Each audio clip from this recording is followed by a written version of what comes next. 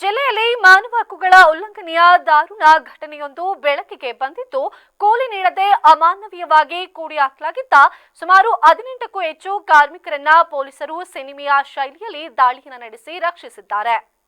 ಹಾಸನ ಜಿಲ್ಲೆಯ ಬೇಲೂರು ತಾಲೂಕು ಹಳೇಬೀಡು ಹೋಬಳಿಯ ಚಟ್ನಳ್ಳಿ ಗ್ರಾಮದಲ್ಲಿ ಕಾರ್ಮಿಕರನ್ನ ಗುಲಾಮರಂತೆ ನಡೆಸಿಕೊಳ್ಳಲಾಗುತ್ತಿದೆ ಎನ್ನುವ ಖಚಿತ ಮಾಹಿತಿಯನ್ನ ಬೆನ್ನತ್ತಿದ ಹಳೇಬೀಡು ಪೊಲೀಸರು ನಾಗರಾಜ್ ಎಂಬುವವರಿಗೆ ಸೇರಿದ ಸ್ಥಳದ ಮೇಲೆ ದಿಢೀರ್ ದಾಳಿಯನ್ನ ನಡೆಸಿದ್ದಾರೆ. ಈ ವೇಳೆ ಅಮಾನವೀಯ ಸ್ಥಿತಿಯಲ್ಲಿದ್ದ 18ಕ್ಕೂ ಹೆಚ್ಚು ಕಾರ್ಮಿಕರನ್ನ ಕಂಡು ಪೊಲೀಸರೇ ದಂಗಾಗಿದ್ದು, ದಿನವಿಡೀ ದುಡಿಸಿಕೊಂಡು ಹಣ ಕೇಳಿದಾಗ ಕೂಲಿ ನೀಡದೆ ಅಕ್ರಮವಾಗಿ ಕೂಡಿ ಹಾಕಲಾಗಿತ್ತು ಎಂಬ ಮಾಹಿತಿ ದೊರಕಿತ್ತು. ರಕ್ಷಿಸಲ್ಪಟ್ಟ ಕಾರ್ಮಿಕರಿಗೆ ಸದ್ಯ ಹಳೇಬೀಡಿನ ಅಂಬೇಡ್ಕರ್ ಭವನದಲ್ಲಿ ವಾಸ್ತವ್ಯ ಹಾಗೂ ಊಟದ ವ್ಯವಸ್ಥೆಯನ್ನ ಮಾಡಲಾಗಿದೆ.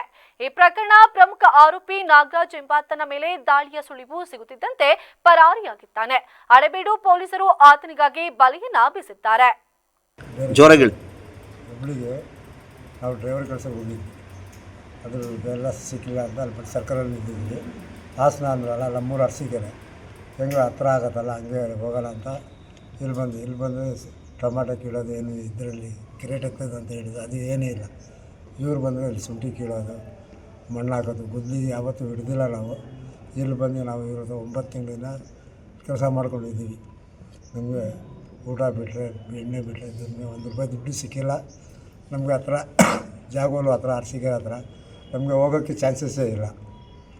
ನಾವು ಕೆಲಸ ಮಾಡೋ ಜಾಗದಲ್ಲೆಲ್ಲ ಅವರೇ ಇರ್ತಾರೆ, ನಾವೆಲ್ಲೂ ಹೋಗೋಂಗೂ ಇಲ್ಲ, ಬರೋಂಗೂ ಇಲ್ಲ.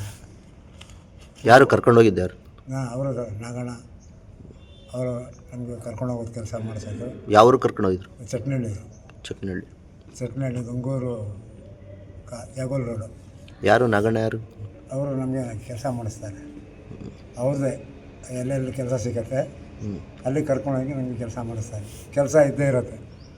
ಬೆಳಗ್ಗೆ ಕರ್ಕೊಂಡೋದ್ರು ರಾತ್ರಿ 8 ಗಂಟೆ ಆದರೂ ಕೆಲಸ ಇರುತ್ತೆ, ಮಾಡ್ತಾನೇ ಇರಬೇಕು.